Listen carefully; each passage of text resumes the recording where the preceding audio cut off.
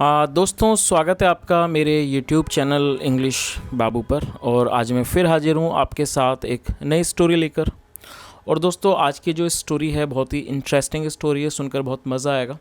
उसके अलावा आज की इस स्टोरी के अंदर आपको कई सारे नए इंग्लिश के वर्ड मीनिंग सीखने को मिलेंगे, उनकी करेक्ट प्रोनाउंसिएशन के बारे में पता चलेगा। और जो इसका ग्रामर का पार्ट है हम उसे बिल्कुल डिटेल में कवर करेंगे, तो एक एक स्ट्रक्चर को आप बहुत ही आसानी से सीख पाएंगे। तो चलिए दोस्तों, आज की इस कहानी को हम शुरू करते हैं और सबसे पहले कहानी का टाइटल देखते हैं। कहानी का टाइटल है द रॉ लंच। क्या मतलब हुआ? रॉ एक एडजेक्टिव है जिसका मतलब होता है कच्चा, और लंच का मतलब दोपहर का भोजन। तो इस लाइन का क्या मतलब हुआ? द रॉ लंच मतलब कि दोपहर का कच्चा भोजन। तो दोस्तों, ये आज की इस कहानी का टाइटल है, शीर्षक है। और अब मैं इसे पढ़ना शुरू करता हूँ। आपसे रिक्वेस्ट है आप इसे बिल्कुल ध्यान से सुने, और यदि आपको कोई नया वर्ड या फिर नया स्ट्रक्चर सीखने को मिले तो आप उसे नोट भी ज़रूर करें। तो चलिए इसको शुरू करते हैं।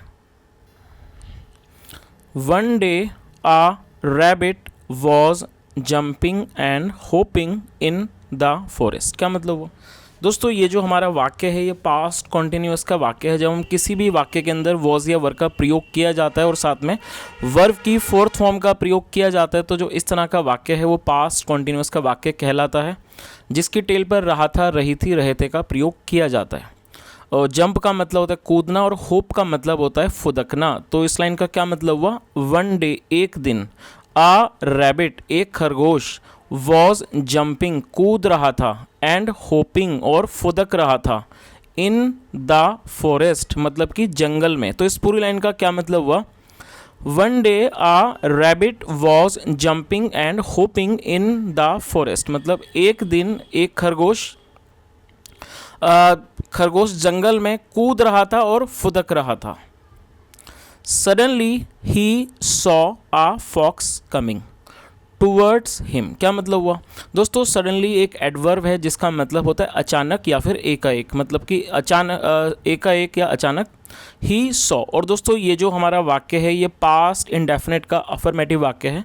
जब पास्ट इंडेफिनिट में कोई भी अफर्मेटिव का वाक्य बनाया जाता है तो वहाँ पर वर्ब की सेकेंड फॉर्म का प्रयोग किया जाता है, और ये सी की सेकंड फॉर्म है सॉ। सॉ मतलब देखा। तो क्या मतलब हुआ? सडनली अचानक, ही सॉ उसने देखा, आ फॉक्स कमिंग एक लोमड़ी को आते हुए, टूवर्ड्स हिम, टूवर्ड्स मतलब की ओर, हिम मतलब अपनी ओर, टूवर्ड्स हिम मतलब अपनी ओर। तो इस पूरी लाइन का क्या मतलब हुआ?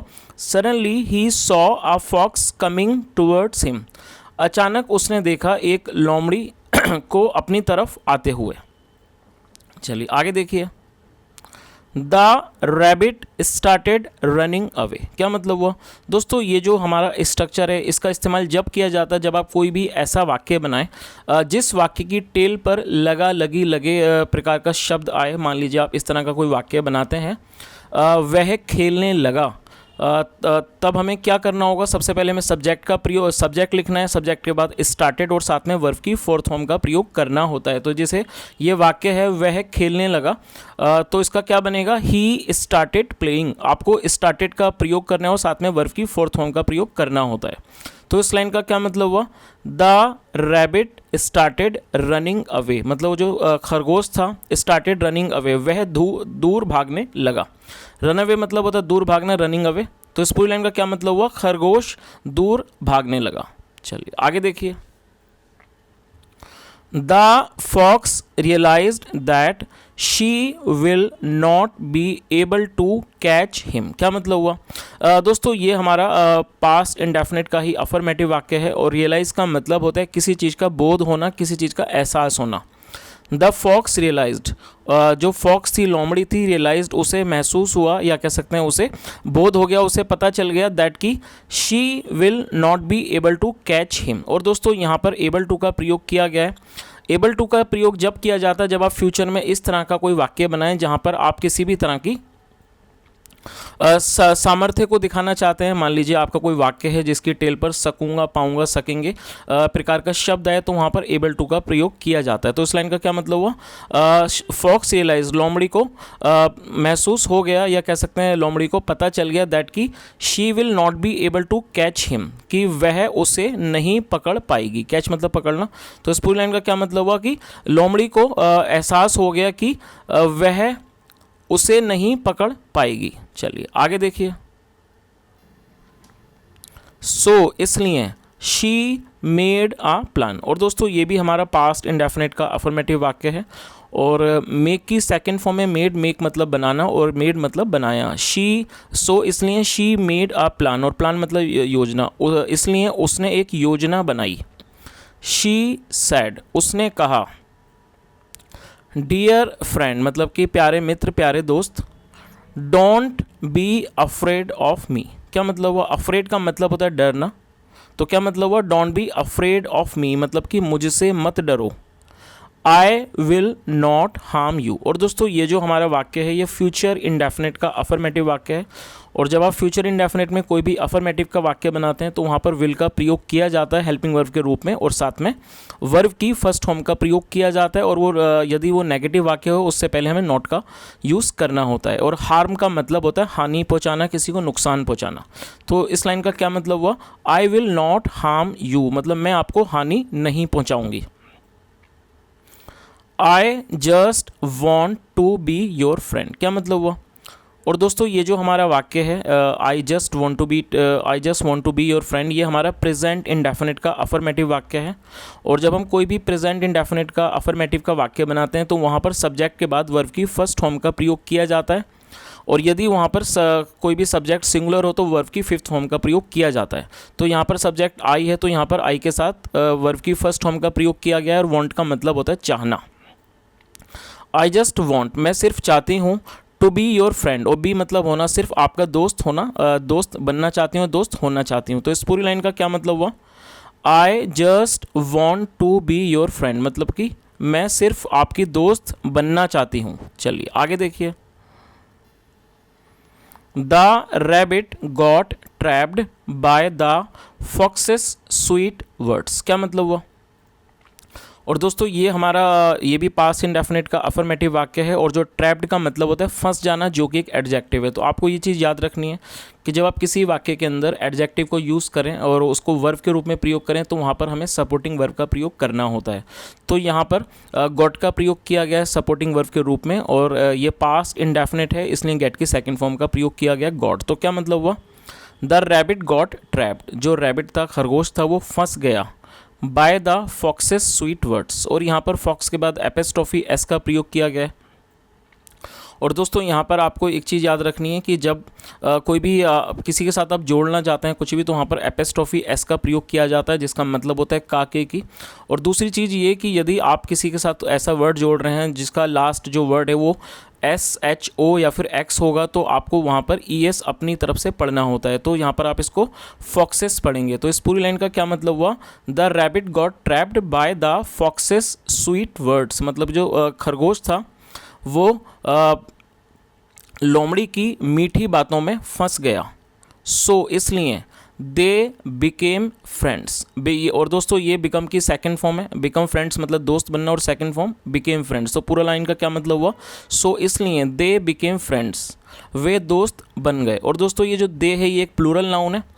दे का मतलब होता है वे या फिर वे लोग। जब एक से अधिक व्यक्ति होते हैं सब्जेक्ट के रूप में तो वहाँ पर दे का प्रयोग किया जाता है। तो इस पूरी लाइन का क्या मतलब हुआ?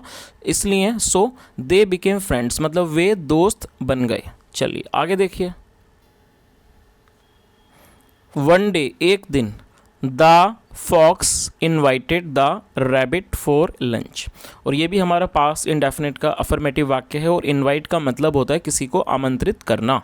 तो क्या मतलब हुआ? वन डे एक दिन, the fox invited the rabbit for lunch मतलब एक दिन लोमड़ी ने खरगोश को लंच के लिए मतलब दोपहर के भोजन के लिए आमंत्रित किया। The rabbit reached happily the foxes house, क्या मतलब हुआ? और दोस्तों रीच का मतलब होता है पहुंचना, और ये सेकंड फॉर्म है, ईडी लगने के बाद सेकंड फॉर्म है रीच्ड। और ये भी हमारा पास्ट इंडेफिनिट का अफर्मेटिव वाक्य है। और दोस्तों ये जो वर्ड है हैप्पीली, ये एक एडवर्ब है। एडवर्ब का मतलब होता है ऐसा कोई भी शब्द जो कि किसी वर्ब की विशेषता को बताए, उसे एडवर्ब कहा जाता है, जिसकी हिंदी होती है विशेषण। और आप देखेंगे कि मोस्ट ऑफ द टाइम की इस तरह के जो भी शब्द जो कि ly पे ख़त्म होते हैं वो हमारे एडवर्ब होते हैं। तो इसका क्या मतलब हुआ, the rabbit reached happily the foxes house, मतलब जो खरगोश था वो खुशी से लोमड़ी के घर पहुंचा। The fox offered him a bowl full of carrot juice, क्या मतलब हुआ, ऑफ़र का मतलब होता है किसी को कोई चीज़ ऑफ़र करना, उसके सामने उस चीज़ को परोसना या फिर उसको पेशकश करना। तो क्या मतलब हुआ, द फॉक्स ऑफर्ड हिम, और ये जो हिम है ये उस रैबिट के लिए यूज़ किया गया जो कि एक ऑब्जेक्ट है। तो क्या मतलब हुआ, द फॉक्स ऑफर्ड हिम, जो लोमड़ी थी उसने उसे पेश किया, क्या पेश किया, अ बाउल, एक बाउल पेश किया, मतलब एक कटोरा किस चीज़ का, फुल ऑफ कैरेट जूस, मतलब कि जो मतलब पूरी तरह भरा हुआ था, ऑफ कैरेट जूस मतलब कि गाजर के जूस से। तो इस पूरी लाइन का क्या मतलब हुआ, the fox offered him a bowl of full of carrot juice, लोमड़ी ने उसे एक गाजर के जूस का एक कटोरा ऑफर किया, मतलब पेश किया। चलिए आगे देखिए, after drinking the carrot juice the rabbit said, क्या मतलब हुआ, आफ्टर मतलब बाद में और ड्रिंकिंग, आफ्टर ड्रिंकिंग मतलब after drinking the carrot juice, मतलब कि गाजर के जूस को पीने के बाद द रैबिट सेड, जो खरगोश था उसने कहा, डियर फ्रेंड मतलब कि प्यारे दोस्त, प्यारे मित्र, what have you cooked for lunch, क्या मतलब हुआ। और दोस्तों ये जो हमारा वाक्य है ये प्रेजेंट परफेक्ट का वाक्य है। आपको ये चीज़ हमेशा याद रखनी है, जब हम प्रेजेंट परफेक्ट में कोई भी वाक्य बनाते हैं तो वहाँ पर हमेशा हैज़ या हैव का प्रयोग किया जाता है और साथ में वर्ब की थर्ड फॉर्म का प्रयोग किया जाता है। और यदि हमारा सब्जेक्ट आई, वी, यू, दे या फिर प्लूरल नाउन होता है तो यहाँ वहाँ पर हैव का प्रयोग किया जाता है। तो यहाँ हमारा सब्जेक्ट यू है, यू के साथ हैव का प्रयोग किया गया है। और प्रेजेंट परफेक्ट का मतलब होता है ऐसा कोई भी वाक्य जो कि प्रेजेंट से हो, मतलब कि वर्तमान से हो, और साथ में वहाँ पर किसी भी क्रिया का पूरा होना भी पाया जाए। तो इस तरह का जो भी वाक्य है उसे प्रेजेंट परफेक्ट का वाक्य कहा जाता है। और आपको ये चीज़ हमेशा याद रखनी है कि प्रेजेंट परफेक्ट के अंदर वर्ब की थर्ड फॉर्म का ही प्रयोग किया जाता है और हेल्पिंग वर्ब के रूप में हैज़ या हैव का प्रयोग किया जाता है। तो और ये जो हमारा वाक्य है ये इंट्रोगेटिव का वाक्य है और यहाँ पर व्हाट का प्रयोग किया गया है इंट्रोगेटिव वर्ड के रूप में, जिसका मतलब होता है क्या। तो इस पूरी लाइन का क्या मतलब हुआ, डियर फ्रेंड मतलब कि प्यारे दोस्त, what have you cooked for lunch मतलब प्यारे दोस्त आपने क्या पकाया है, फॉर लंच मतलब लंच के लिए या फिर दोपहर के भोजन के लिए। और ये क्वेश्चन मार्क है, इसका मतलब ये एक सवाल है। चलिए आगे देखिए, the fox smiled and said. Smile का मतलब होता है मुस्कुराना और सेकंड फॉर्म है स्माइल्ड। क्या मतलब हुआ, द फॉक्स स्माइल्ड लोमड़ी मुस्कुराई, एंड सैड और कहा, I will have the raw lunch. क्या मतलब हुआ। और दोस्तों ये भी हमारा ये जो वाक्य है ये फ्यूचर इंडेफिनिट का अफर्मेटिव वाक्य है और आपको ये चीज़ याद रखनी है, जब एपेस्ट्रॉफी के बाद डबल एल का प्रयोग किया जाता है तो इसका मतलब होता है विल, और हैव का मतलब होता है किसी चीज़ को खाना या फिर ग्रहण करना।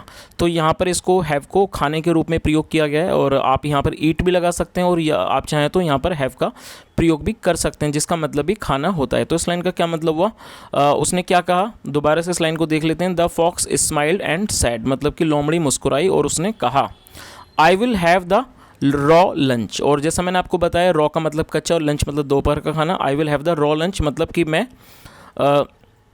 कच्चा दोपहर का भोजन, या कह सकते हैं मैं कच्चा लंच करूंगी।